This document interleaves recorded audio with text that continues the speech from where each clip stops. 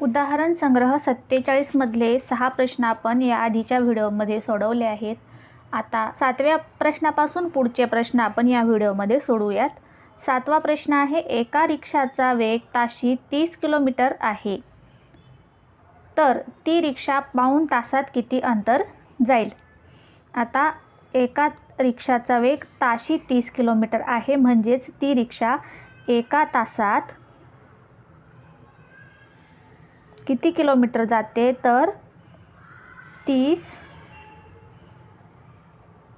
किमी म्हणजेच किलोमीटर जाते. एका तासात 30 किलोमीटर जाते. आता पाऊण तासात आपल्याला विचारले, मग पाऊण तास म्हणजे किती? पाऊण तास आपण कसा लिहिणार? पाऊण तास म्हणजे पूर्ण हा 1 तास आहे. या 1 तासाचे केले 4 भाग, त्यापैकी हे 3 भाग आपण घेतले, म्हणजेच पाऊण तास. एक चतकोर भाग सोडून दिला आणि हे 3 भाग जे उरलेले आहेत ते आपण रंगवून घेऊया. ते 3 भाग आपण घेतले, हा झाला पाऊण तास. तो कसा लिहायचा? एका तासाचे 4 भाग केले, ते खाली लिहिले. त्याच्यापैकी किती भाग घेतले? 3 भाग घेतले, म्हणजेच 3/4 म्हणजे काय? पाऊण तास. पाऊण तास बरोबर 3/4 तास. आता एका तासात 30 किलोमीटर जाते, मग पाऊण तासात किती किलोमीटर जाईल? 30च्या पाऊणपट. म्हणून आपण लिहूया, पाऊण तासात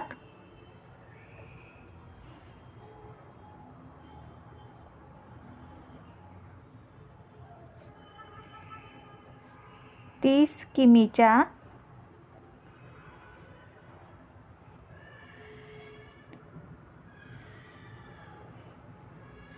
पाऊणपट अंतर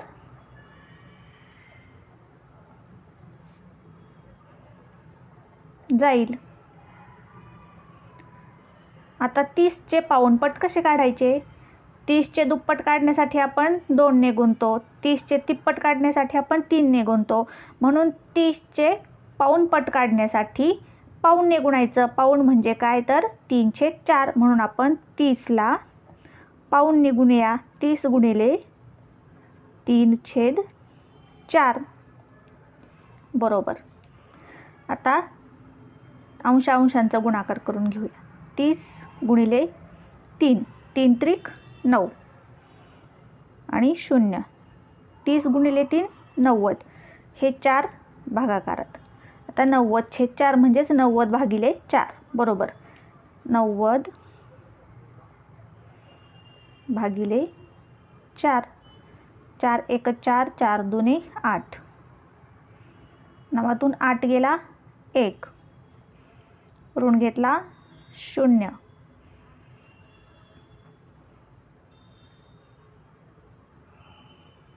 पुन्हा 4 2 8.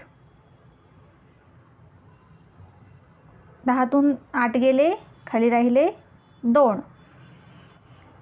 भागाकार तर आपल्याला पूर्ण करायचा आहे, इथं बाकी राहिले, इथं घ्यायला काहीच नाही राहिलं.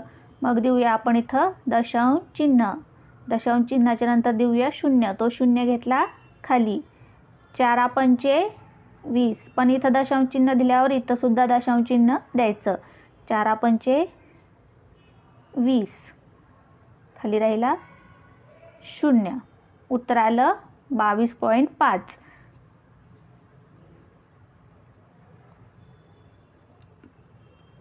तीसचे पाऊणपट किती? 22.5. म्हणून मग ती रिक्षा पाऊण तासात किती अंतर जाईल? 22.5 अंतर जाईल, किंवा 22.5. 22.5 किंवा 22.5. 22.1/2 असं सुद्धा आपण इथं लिहू शकतो. म्हणून आपण लिहूया, ती रिक्षा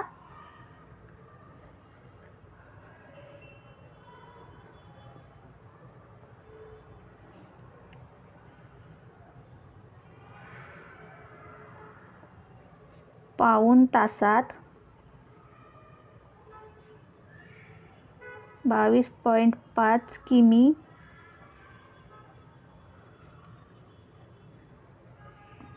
अंतर जाईल.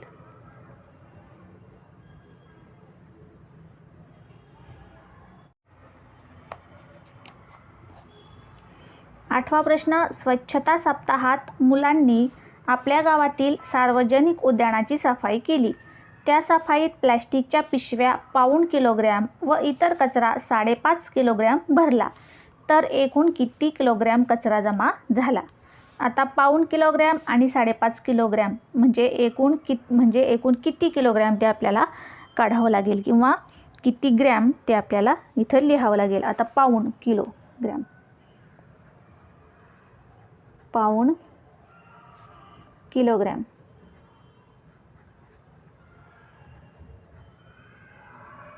एक किलोग्रॅम कितीचा होतो? 1000 ग्रॅमचा. 1 किलोग्रॅम होतो आपला 1000 ग्रॅमचा. आता पाऊण म्हणजे ह्या 1000चे 4 भाग करायचे आणि त्याच्यापैकी 3 घ्यायचे. हा पूर्ण 1 किलोग्रॅम, त्यापैकी 1.25 किलोग्रॅम म्हणजे हे 3 भाग आणि चतकोर भाग कमी. म्हणजे याचे 3 किती भाग करायचे? 1000चे समान 4 भाग. 1000चे समान 4 भाग करायचे म्हणल्यावर त्याला 4ने भागावं लागेल. 4ने भागल्यावर किती येईल? भागिले 4. 4 एक 4, 4 दुने 8,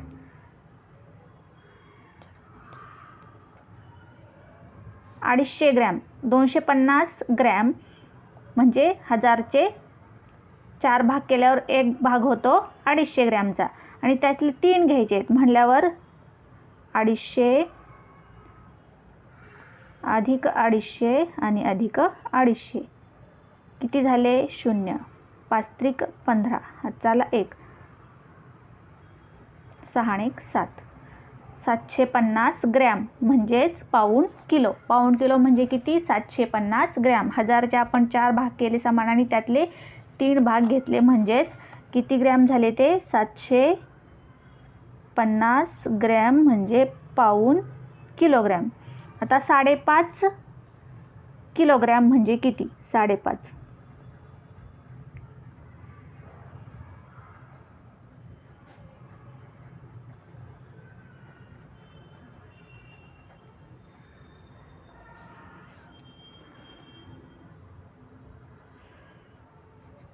साडेपाच किलोग्रॅम म्हणजे 5 किलोग्रॅम पूर्ण आणि 1000चे 2 भाग केले तर किती? 500 ग्रॅमचा आणि त्याच्यातला 1 घेतला म्हणजेच 500. 5.5 किलोग्रॅम आणि 500 ग्रॅम. आता किती एकूण कचरा किती जमा झाला त्यासाठी यांची करावी लागेल आपल्याला बेरीज. मग आपण करूया यांची बेरीज. इथे किलोचे घर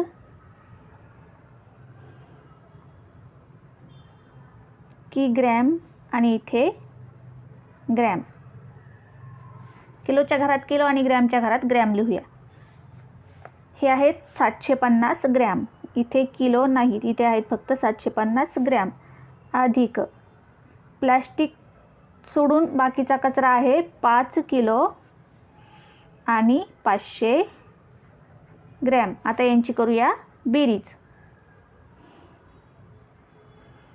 0 अधिक 0 0, 5 अधिक 0 5, 7 अधिक 5 12.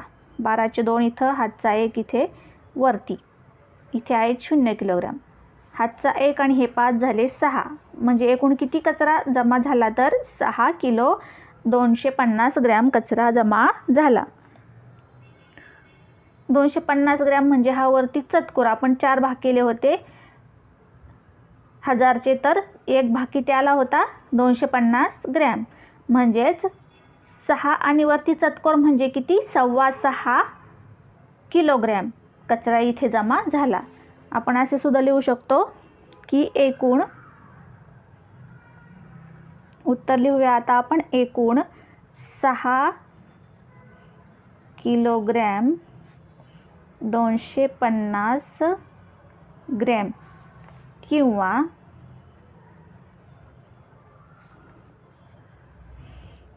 6.25 किलोग्रॅम कचरा जमा झाला.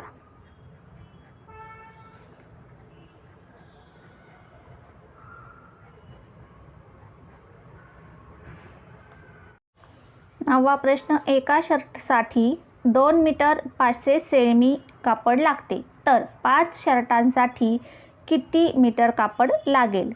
एका शर्टासाठी 2 मीटर 500 सेमी लागते, 5 शर्टासाठी याच्या 5 पट मीटर कापड लागेल. म्हणजे 2 मीटर आणि 500 2 मीटर आणि 50 सेंटीमीटरचे 5 पट करायचे असेल तर आपण पट करण्यासाठी 5ने गुणतो. किती पट करायचे आहे तेवढ्याने आपण गुणतो. 5 पट करायचे आहे म्हणून आपल्याला इथे 5ने गुणावे लागेल. आपण घरे करूया मीटर आणि सेंटीमीटरचे. हे आहे मीटरचं घर, हे आहे सेमीचं घर. 2 मीटर आणि 50 सेमी गुणिले आपल्याला करायचे आहेत 5. 5ने गुणूया. 5 0 0, 5 5 25, 25चे 5 इथं 2 हातचे आपण वरती लिहूया. 5 दुने 10, 10 आणि 2 किती झाले? 12. 12 मीटर 50 सेंटीमीटर कापड आपल्याला लागेल. 5 शर्टांसाठी किती लागेल? 12 मीटर आणि 50 सेंटीमीटर कापड लागेल. म्हणून उत्तर लिहूया 12 मीटर 50 सेमी कापड लागेल.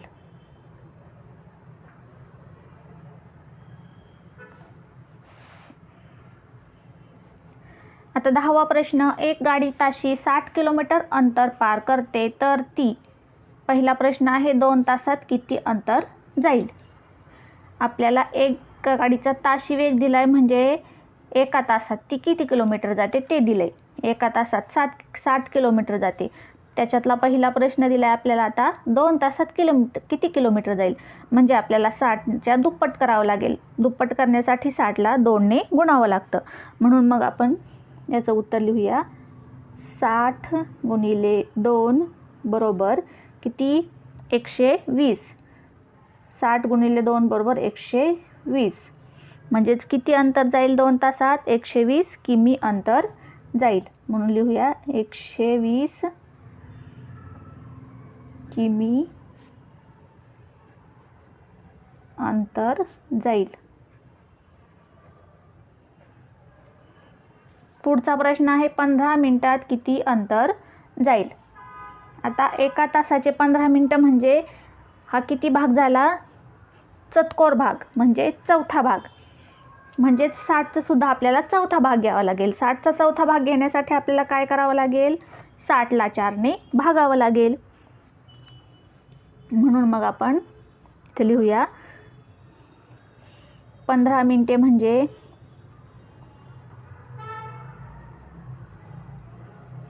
बरोबर किती तास?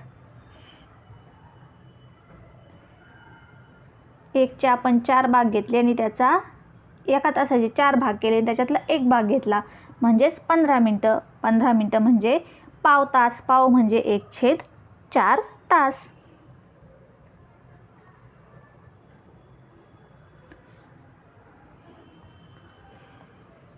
म्हणून मग 15 मिनिटात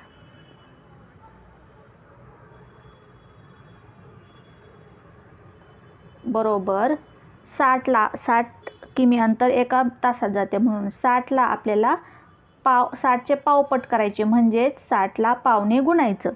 60ला पावने गुणल्यावर पहा 60 गुणिले 1 60 आणि हे छेदामधले 4 आहे तसे खाली. इथं काय आलं? 60 भागिले 4. तर भागाकार आपण इथे करूया. 60 भागिले 4. 4 1 4, 4 दुने 8 मोठे होतात म्हणून 4 1 4. 6तून 4 गेले 2, वरून घेतला 0. 4 पंचे 20. उत्तर आलं 15. 15 मिनिटात 15 किमी अंतर जाईल. किती किमी जाईल? 15 किमी अंतर जाईल. म्हणून उत्तर लिहूया आपण दुसऱ्या प्रश्नाचं 15 मिनिटात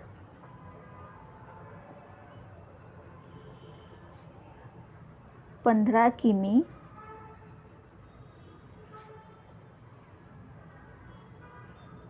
अंतर जाईल.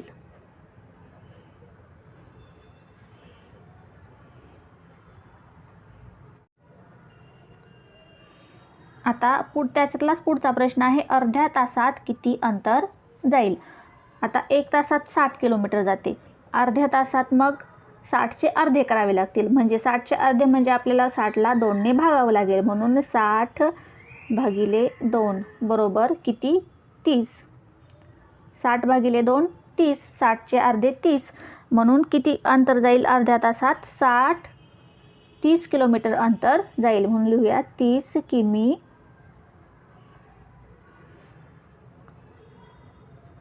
अंतर जाईल.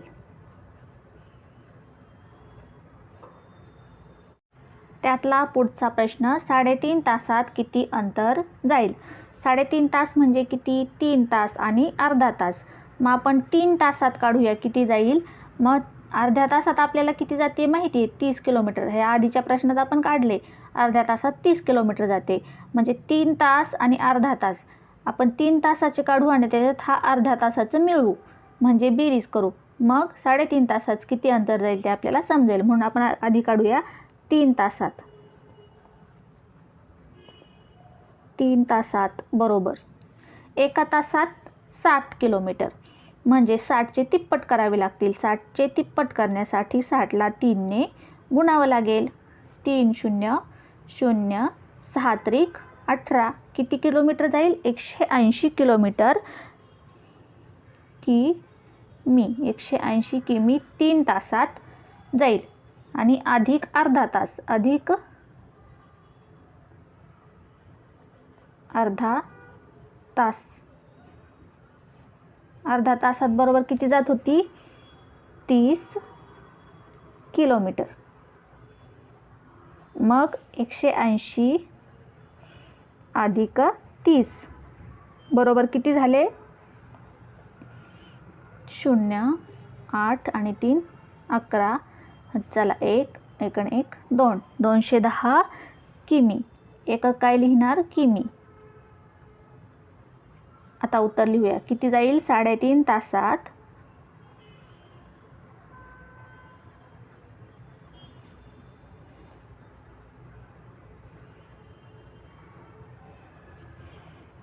$210 किमी अंतर जाईल.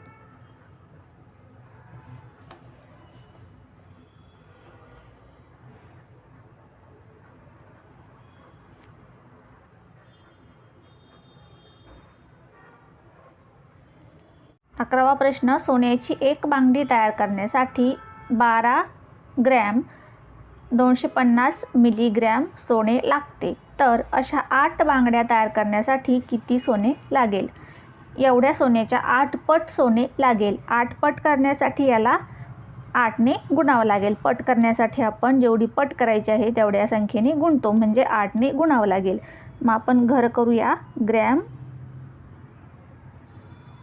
ग्रॅम आणि मिलीग्रॅम.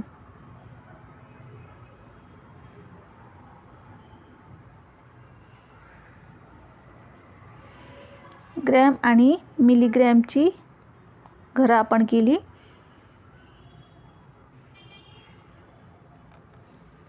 किती ग्रॅम सोने आहे? 12 ग्रॅम आणि 250 मिलीग्रॅम. 8 पट करायचे म्हणून 8ने आपण गुणूया. 8 0 0. 8 पंचे 40. 40चा 0 इथं 4 हातचे वरती. 8 दुने 16. 16 4 20. 20चा 0 इथं 2 हातचे वरती. 8 दुने 16. 16 आणि 2 18. 18चे 8 इथे हातचा 1 वरती. 8 1 8. 8 आणि 1 हातचा 9. किती ग्रॅम? 98 ग्रॅम. आणि मिलीग्रॅम किती आले? 0 0 0. म्हणजे 98 ग्रॅम 0 0 मिलीग्रॅम सोने आपल्याला 8 बांगड्यांसाठी लागेल. म्हणून आपण लिहूया 98 ग्रॅम सोने लागेल.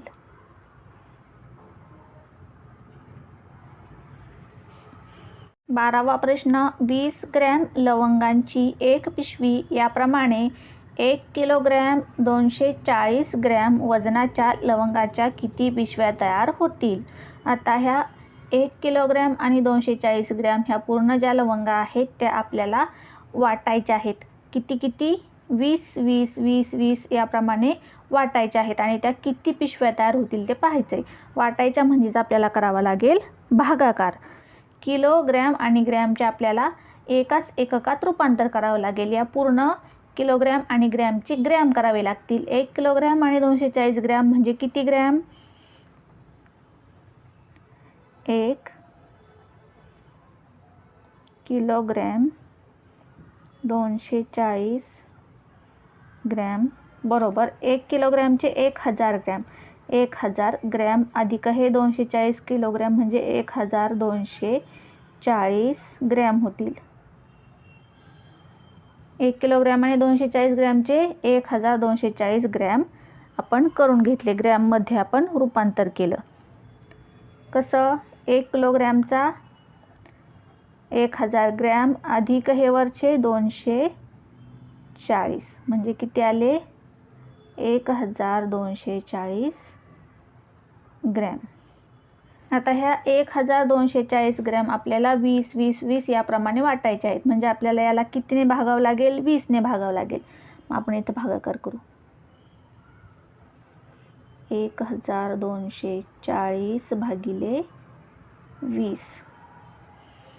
20 21 20 दुने 40 20 त्रिक 60 20 चौक 80 20 पाचे 100 20 सहे 120 20 सक 120. 4 शून्य गेले 4, 2 2 गेले 0, 1 1 गेला 0. हे 0 खाली घेतला. 20 21 20 दुने 40.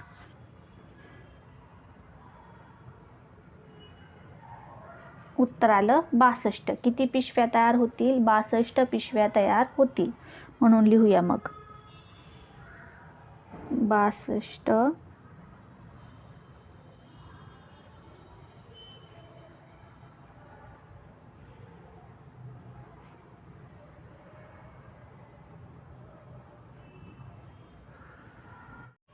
13वा प्रश्न, सीमाच्या आईने 2 मीटर 70 सेंटीमीटर कापड कुर्त्यासाठी व 2 मीटर 40 सेंटीमीटर कापड शर्टासाठी आणले तर तिने एकूण किती कापड खरेदी केले? एकूण कापड खरेदी किती केले हे करण्यासाठी आपल्याला दोन्ही कापडांची बेरीज करावी लागेल. म्हणून आपण मग घरे करूया. मीटर आणि सेंटीमीटर. पहा, कुर्त्यासाठीचे कापड 2 मीटर 70 सेंटीमीटर अधिक शर्टासाठीचे 2 मीटर 40 सेंटीमीटर. आता करूया बेरीज. 0 अधिक 0 0, 7 अधिक 4 11. 11चा 1 इथं, हातचा 1 वरती, 2 आणि 2 4 आणि हातचा 1 5. 5 मीटर आणि 10 सेंटीमीटर कापड तिने एकूण खरेदी केले. म्हणून आपण लिहूया उत्तर 5 मीटर 10 सेमी कापड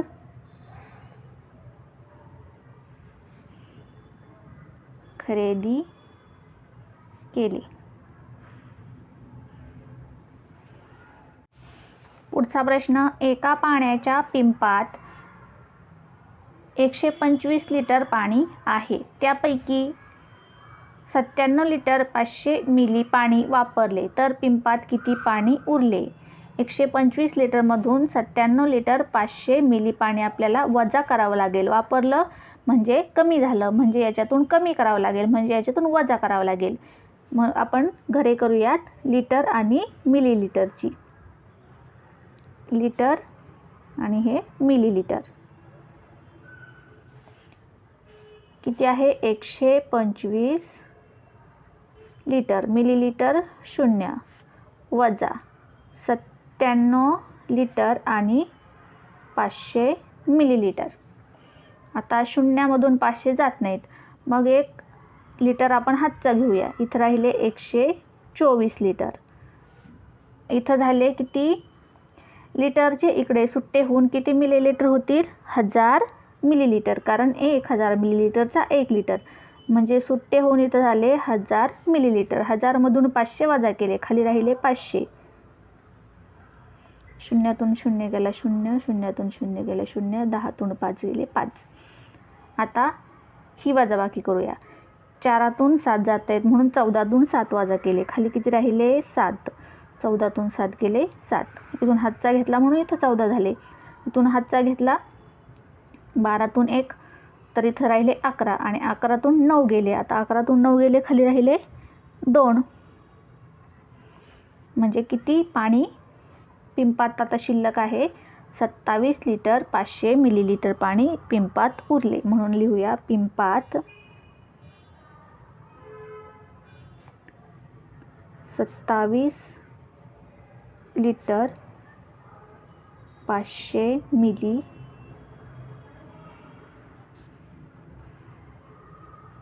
पाणी